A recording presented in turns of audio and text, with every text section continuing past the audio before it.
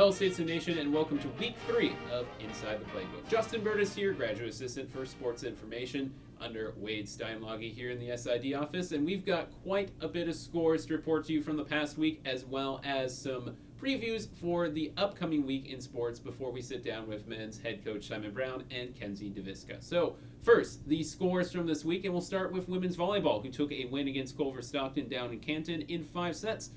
25-21, 25-20, 25-21, 23-25. They dropped the 4th set and then came up with a 5th set victory of 15-7 to take the win in Heart of America Athletic Conference action. Meanwhile, it was a debut event for Shotgun Sports, both men and women competing, and it was a pretty good display overall for the two teams in their first ever event. Christopher Berkshire Lewis got gold in American Skeet. Congratulations to him, as he is the first winner in an event in William Penn history, and that's just in the first event of the year. So a lot of good things to come from them moving forward, as well as McLean Heenan, Berkshire Lewis, both got top 10s overall. Another great accomplishment for head coach Steve Heaton. Moving on to soccer, as both teams took on Benedictine as the Ravens came to town on Saturday. The women fell, unfortunately, both that one as well as their game on Tuesday, as they lost 3-0 against Benedictine and 2-0 against Clark, but both games were very competitive. There's a lot of good things happening for coach Jack Hartley. On the other side of the ball, the Statesmen topped the Ravens by a final score of 3-2 with a dramatic late header in by Will Thayer in the Benedictine game, which gave the Statesmen their first win in a hard play. They followed that up with a 7-0 clobbering of Clark. Very dominant style, as William Penn put it to the Pride. In the world of golf, women's golf finished 4th out of 8 at the Northwest Iowa Invitational. Some good scores as Alexis Guimaraes topped the team, with men's golf picking up a 6th place finish out of 8 teams at the W at Honey Creek, with some good scores there as well. As that concludes the scores from the week, here's what's coming up this next week for Statesman Athletics. And we'll start with tomorrow, a very busy Saturday going on in the Heart, as cross country will be at the Graceland Invite in Lamoni, Iowa, while Shotgun will be at the Grandview Invite in Indianola. So stay tuned to statesmanathletics.com for updates on those sports, as well as bowling, who will be at the Midland Tournament in Omaha, Nebraska.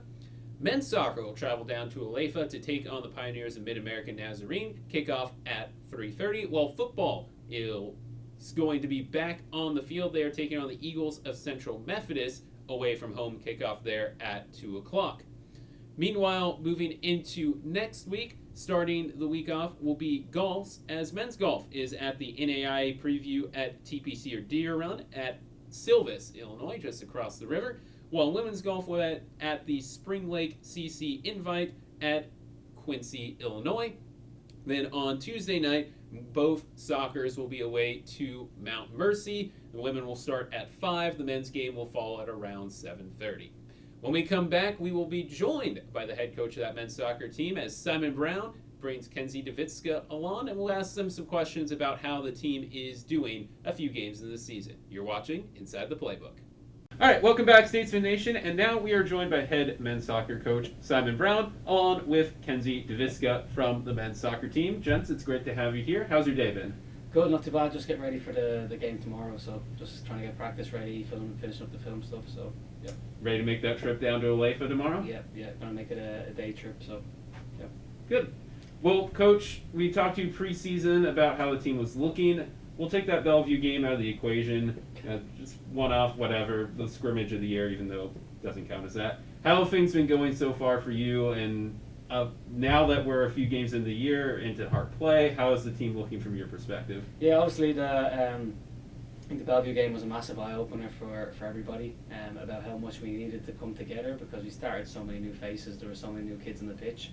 It also taught us what we can't do when we have the ball, type of thing. And it also just showed us the intensity that teams are willing to work at to knock us off our perch a little bit. So we needed the Bellevue game, needed the Morningside game as well to show us a little bit more discipline about how organised teams can be and what happens when you don't take your chances. And then the same thing with the Culver game. They showed us the intensity of conference. So lessons learned from all those 3 games, and then we put them into the last 2 games against Clark and Benedictine. And how was it getting on the winning train, per se? Obviously, the Benedictine game was a bit more iffy, Right. but Clark, just earlier this week, was quite the show that you guys put on, which was really fun to watch. So how was that from a coaching perspective to see as they have elevated their play some? Yeah, no, they've kicked on and they've started there. You can see glimpses of the way that we want to play. We haven't had a perfect 90 minutes yet. Clark was pretty close, but we had 39 shots on goal against Clark and we scored 7 goals. So again, I know I seem like the negative guy always, but I'm just frustrated with stuff like that, and that's one of the things we talk to the guys about. If we can be a little bit more efficient in front of the goal, that'll really translate to play when we play against teams that are, no disrespect to Clark, but when we play against teams that we're not going to have 39 shots on goal, can we be a little more efficient when we have the ball.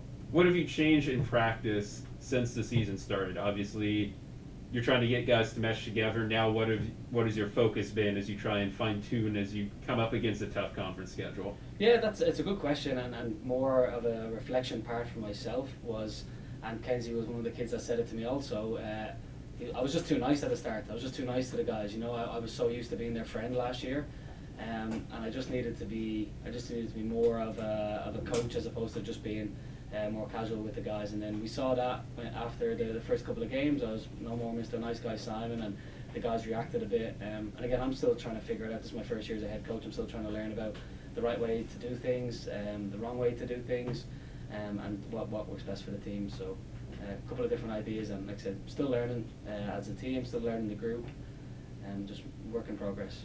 And how is the chemistry coming together now? It's been a month or two, feels like probably only a month, but of practices and games and stuff like that. So how do you think everyone's coming together? Because there is a lot of new talent on this team. Right. I always say that winning solves problems. When you're losing games, especially when you go 0-3 at the start, everything kind of magnifies. Not even on the soccer field or practice, just class doesn't seem the same. The days seem longer. When you're at home, all you're thinking about is that. But when you're winning, everything seems fine. So that's was the conversation with the guys. Like, let's not get too full of ourselves now because we won a couple of games, and we don't want to get too low that when we've lost games. So I always want to stay in the middle, constantly getting better type of thing. So. And not that they've changed at all, but from your side, has anything changed from the expectation goals of the season as we get surprisingly towards the midway point? Yeah. No, same thing. We still have big, lofty, ambitious goals, and we want to do as best as possible. We want to do better than last year. Everyone has individual goals. Kenzie has his own individual goals about how many physical goals he wants to score this season. So it's still the same. We can't go changing things just because we lost a couple of games, and we're not going to change our philosophies, principles, identity after a couple of losses, because then we wouldn't be who we are. And we're just trying to fine tune things, so that we can really kick into gear in games. Yeah, and there's some big ones coming up. Yeah. But let's put the team part aside for a moment. You've brought Kenedy Deviska here. Yeah. This guy is a goal scoring machine. From a coaching perspective, talk this guy up a little bit. Yeah, so obviously, I give Kenzie a hard time, and he knows this. But if he was just on all the time, he could score a hat-trick a game. The amount of chances that he gets, and if he was just a little bit more ruthless in front of the goal, he gets so many chances. He's a junior now. Every coach in the conference knows about him. I'm sure he's on every coach's scouting report before we go into the game. I was speaking to the Clark coach beforehand. He's like, "Yeah, we're gonna have a tough time dealing with your number 11." Like, everyone knows who he is. So he's a marked man. They know who he is on scouting reports. They know what they're going to come up against. I think he's scoring goals early because what happens is teams practice to play against his speed and how direct he is and his left foot.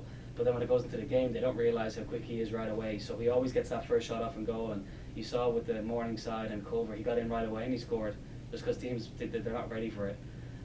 So same thing against, he scored an early goal against Clark. It was a little bit later, but he's scoring early goals. I think he's just catching teams out with how actually quick and dynamic he is. So Kenzie, you've got 4 goals on the year, which is a goal essentially in every game, even though you got missed out on the one there. But 4 goals so far, and you said you could score a hat-trick in every game. You almost got that against Clark. It looked like you were a little frustrated with a couple of those feigns at the end, but how are you feeling about this year so far? Well, I would say I'm feeling really good. Like the beginning of the season, it was a little, trying to get together with everyone, like the trust, because you obviously have a bunch, like a new coach and new groups of players, and you're trying to trust him with the ball and everything. Frustrated, like the first game I was frustrated the most about it was the Benedictine, because I was in the locker room and then they were talking to the trainer, said that number 11 they're gonna marking, and then they obviously blocked me the whole game, and I was so frustrated because I couldn't even touch the ball. But like scoring 4 goals, it's been good, but I could have scored a little bit more goals, so it's on me. Well, you do look in spectacular form compared to last year. I feel like you're even faster, which is, I don't know how you got that done, but you're looking really good. But last year you were on a team with a lot of veteran leadership. Most of the starting squad had been there for a couple years.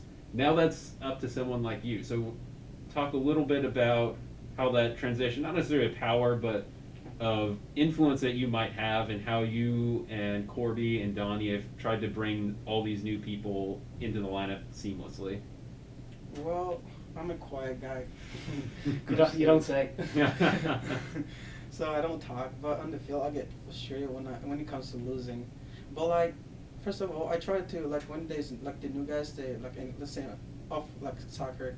So when they come to class, if they don't know, like they're new here, and I'm teaching them or showing where the class are, trying to help them on and off the field.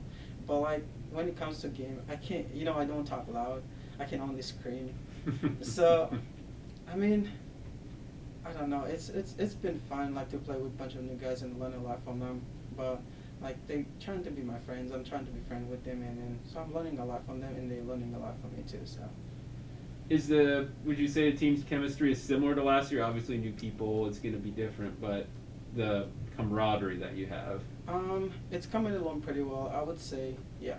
Good. So. Just to go off of that, is it cool that from a personal experience, you get to interact with people from really all over the globe? And I think that's been something men's soccer's done well. I've only been here a year and a half now, but for a long time, that there's people from Asia, Europe, South America, North America. I'm sure there's been Oceania, Australian people, people from Africa as well. So is that cool for you to get to experience all those different cultures? It's cool for me because I'm from a different culture, learning from different people. It's been fun. They're learning from me, and I'm learning from them, and their languages as well. So it's been real fun. Like, they're basically like my family out here. So I love it. What did you do over the off season to get ready? I don't know if you went home or where you stayed over summer, but what did you do to try and stay ready for the soccer season? Well, it's coach, because he sent like a workout during the summer. Like, so we have to do like fitness like every week, like fitness every single week, like running, sprinting. I was doing my own thing, like running, do my own drill, trying to stay ready and fit. And I follow his workout too, and then I think this helps a lot.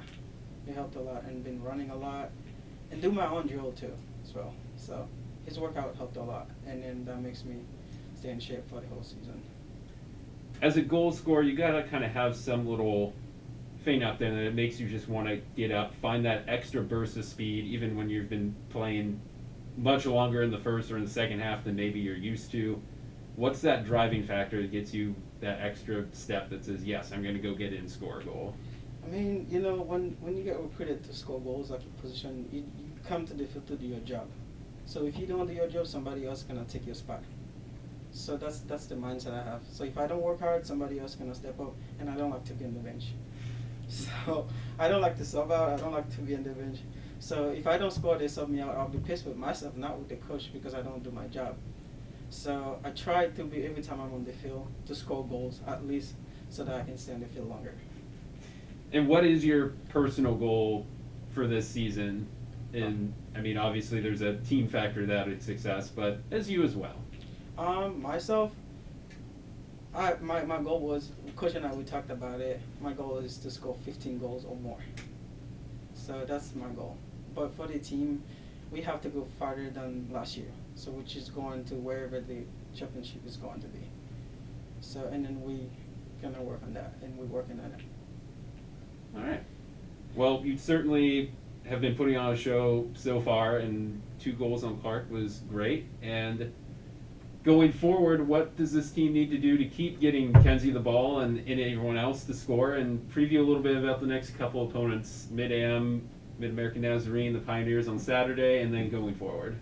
Yeah, obviously the plan for Mid-America will be really interesting because they play 3-5-2 just like us. So it's going to be a very, very interesting battle. Kenzie will have probably a little bit more freedom going against three at the back, as opposed to being 1v1 with the centre back. So it should, from what we see on film, he should have a bit of success and he should have every opportunity to get the ball. We just have to get him some support through the midfield and should be able to create a couple of different chances. Looking forward.